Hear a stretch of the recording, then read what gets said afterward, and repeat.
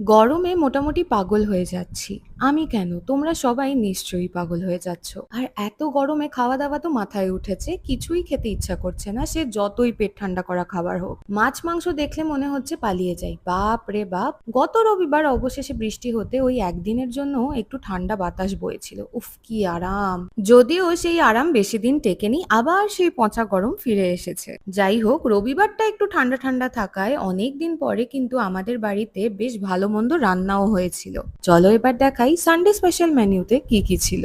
গরম ভাতের সাথে প্রথমেই ছিল উচ্ছে বেগুন কুমড়ো ভাজা। ছোটবেলায় উচ্ছে আর নিম পাতা দেখলে চোখের জল সমেত ভাত দিয়ে ওইসব মেখে খেতাম। এখন উচ্ছে ভাজা খেতে খারাপ লাগে না, অভ্যেস হয়ে গেছে, কিন্তু নিম পাতা ভাজার নাম শুনলে এখনো কান্না পায়। বড়ি আর চিংড়ি দিয়ে এই ঝিঙে কুমড়োর পাতলা তরকারিটা গন্ধরাজ লেবু দিয়ে খেতে বেশ ভালো লাগে আমার। সাথে ছিল মাছ ভাজা। সকালে প্ল্যান ছিল পেঁপে দিয়ে কাতলা মাছের ঝোল হবে, তাই মাছ ভাজা হয়ে গেছিল